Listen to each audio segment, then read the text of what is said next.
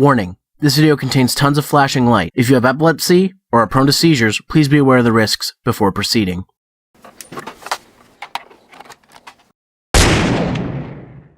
Hey guys, this is Zero, and welcome to another episode of Plug and Play, a new series from RiverCityGamers where we look at video game accessories and oddware. And today, let's talk about hip gear.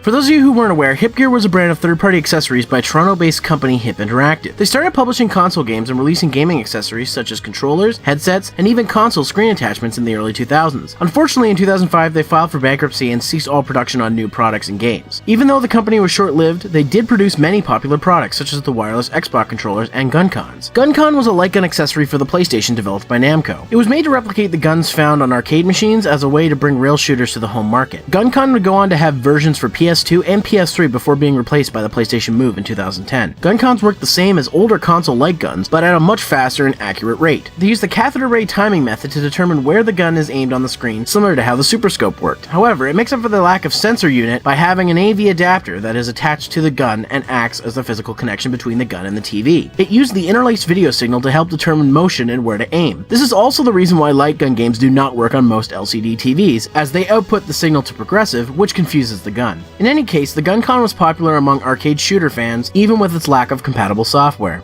In fact, most people got the Guncon because it came bundled with Time Crisis, a popular arcade rail shooter that was ported to the PlayStation in 1997. Now as for Hip Gear's Guncon, well, it's unclear what year it came out, but I assume it was shortly after Time Crisis 2 came out in 2001 for the PS2. What's special about my Hip Gear Guncon is it actually has compatibility for both Guncon 1 and 2 games. Allow me to explain. The original Guncon used the PlayStation's controller port. When the Guncon 2 came out, it used the PS2's USB port. Now, because of this, many Guncon 2 games do not support the original Guncon controller. However, since both the Guncon 1 and Guncon 2 had the same setup, it was easy for Hip Gear to make a Guncon compatible with both types of Guncon games. Now, I got this Guncon used with a copy of Time Crisis 2 back when EB Games still sold PS2 games.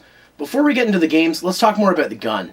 The controller comes with a trigger, A and B buttons located on each side of the barrel for reloading or strafing depending on the game, a C button located underneath the handle, which I have yet to see be used in a game, as well as start and select buttons on the left side, which also don't seem to do much. There is also a D-pad on the back which can be used for easy reloading in certain games. On the right side of the gun there are several switches. First is the mode the gun is in, which can be switched between Guncon 1, Guncon 2, or normal mode. I'm not exactly sure what normal mode is, maybe to function as a normal controller? Also, there's an option to turn on recoil, which the chamber moves like it would when a real gun is fired. Score one for realism, I guess. Now, the best features of this gun is it has auto-fire, auto-reload, and auto-fire with auto-reload options. Think of it as a turbo button, but able to do both functions all at once. It works differently based on the game, but for the most part, it's more comfortable than constantly pressing the trigger. Now on to the games. To start off, let's talk about a few PS1 games I tried in Guncon 1 mode. First, there's Elemental Gearbolt, a very fun and rare rail shooter for the PS1. The game runs very smoothly and has virtually no issues with calibration or lag. The game also has great depth-to-gun mechanics, as you can shoot enemies from very far away with great accuracy. Using the auto-fire feature with this gun works perfectly and responds well. However, this game has auto-reload, so using the auto-reload feature on the gun changes the type of ammunition you're using, so I don't recommend using it. You have 3 different guns to choose from, but I mostly use the default gun as it's fairly effective against most enemies. I won't go into too much depth on this game as the Happy Video Game Nerd already covered it in his review of the game. I just want to show you how well the Hip Gear Guncon works with this game, and it's perfect. I recommend this game if you can find it.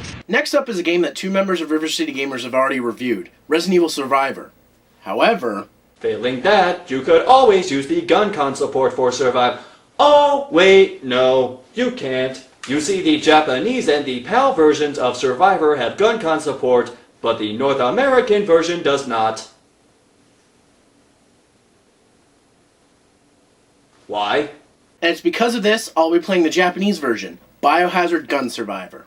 For starters, this game has English text and Japanese subtitles for English voiceovers. Navigating through the menu shouldn't give you much issue, so no knowledge of the Japanese language is required. However, the real problem with the Guncon support is the controls. Moving is based on the trigger. You can move forward by holding the trigger, and pressing and holding the trigger moves you backwards. You move left and right with the A and B buttons, and pressing them together brings up the menu. Movement is simple enough, but as soon as you get to your first zombie, you realize you can't shoot it. Even though the gun has calibrated properly with the TV, pressing the trigger only moves you. At first I thought maybe you need to press a button because in controller mode, you need to press R1 to enter gun mode. However, the unused buttons, that being start, select, and C, do nothing. So unfortunately, I was unable to get the shooting to work in both the Japanese and PAL versions of the game. This could be due to the fact that I'm not using an official Guncon, or my TV didn't calibrate properly with the gun, but for whatever reason, the gunplay doesn't work. Last for the PlayStation 1 games, but certainly not least, the original Time Crisis. Time Crisis is classic arcade rail shooting at its finest, and if you haven't played this or one of its sequels, well then you probably haven't been to an arcade since the 80s or were born too late. Being a port of an arcade game, the gameplay is based on skill, accuracy, and speed, and for the most part, the Hip Gear Guncon does this slice of arcade goodness right. Calibration with the game is very good, though for the game that came packed with the original Guncon, I expect nothing less. The Guncon controls are a little clunky at first, but once you get used to them, it will feel natural. In the arcade version, you have a pedal you press to reload. Here you gotta hold the A and B buttons. At first I found this a pain to do, however there is an option to switch it to reloading on press rather than release. And hey, if you switch to this mode and turn on the auto reload on the gun, you can play the game without pressing the button. This game also works well with the auto fire feature, so I recommend using both. The one issue I have with this game, and this may vary based on your setup, is that the enemies on the far left and at the top of the screen were a pain to hit. I'll admit I may not have been perfectly centered, and it could be, again, my gun or TV, but it was an issue and it cost me time. However, Time Crisis includes a special mode with tons of lives, so if you're having trouble with the arcade mode, try this special mode as it's really fun and exclusive to the PlayStation version. All in all, Time Crisis is the must-have title for Guncon fans. Okay, that's 3 games for the PS1. Well, 2 of 3 games. Let's move on to the PS2. Now before I start with the PS2, I must apologize. I was unable to capture footage via the capture card, as the Guncon did not function properly when trying to capture from the PS2. I'm not exactly sure, but it could be because I was using splitter cables, which can cause harder interlacing, and the Guncon 2 is very specific about interlacing. So I apologize in advance for the sideways camera to TV footage you're going to be seeing. Now with that out of the way, let's take a look at the sequel, Time Crisis 2. Time Crisis 2 is my personal favorite of the Time Crisis series. It ups the ante in many areas, and is the right kind of upgrade from its predecessor. Unfortunately, it doesn't translate well to the Hip Gear Guncon. First off, with Guncon 2 mode, I had to sit closer to the TV. With the PS1 games, I could sit a few meters away from my TV, but for the Guncon 2, I had to sit about a meter away. For you American folk, that's about a 3 to 9 foot difference. Also, the calibration was not as smooth as the PS1, meaning that problem with shooting guys off to the left and the top was a minor annoyance in the first Time Crisis is nearly impossible in Time Crisis 2. Hell, I've had to get the gun nearly touching the TV in order to hit some of these guys. Another difference is while the options to use auto fire and auto reload work the same, it's not quite as effective here. This could be a design choice as the rapid fire that auto fire provides in the first game is crazy fast. Maybe the game designers recognized this and decided to add buffers so that it wouldn't be so easy. Regardless, this game plays just fine, but it's more fun in the arcades. I only recommend this one if you have an official Guncon 2 or you're a hardcore fan of Time Crisis like myself. Moving on to Time Crisis 3. Why won't it work? That might be why. Well, this one's not gonna work.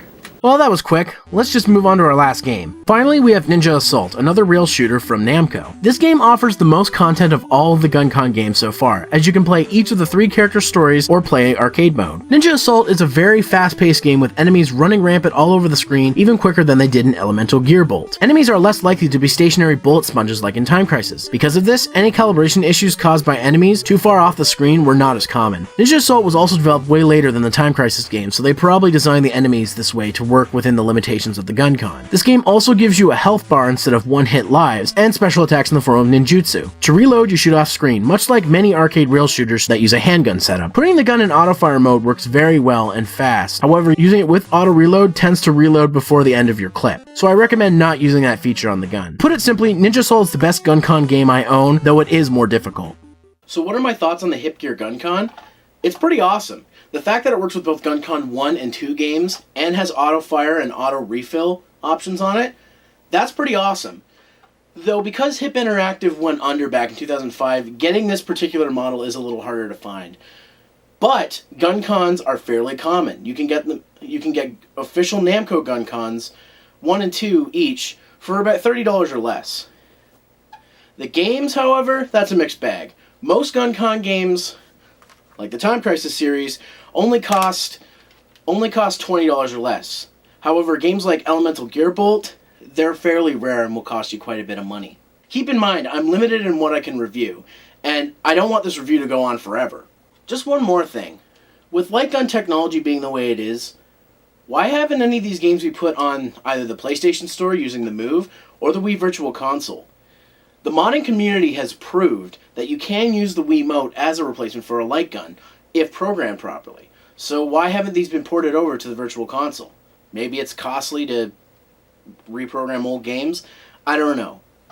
But regardless, Guncon collecting is fairly easy and cheap if you want to start collecting for this type of accessory. Anyways guys, I'm Zero, thanks for watching Plug and Play, and I'll see you next time.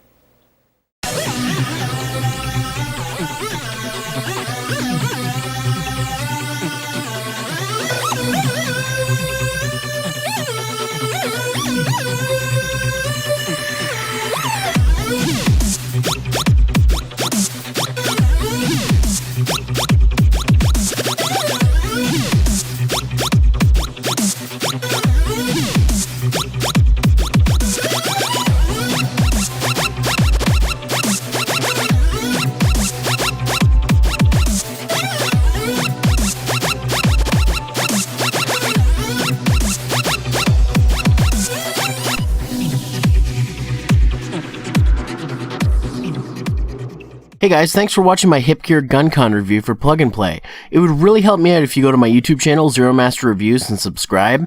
Follow my Facebook, Zero Master fan page, and follow me on Twitter at Zero Master.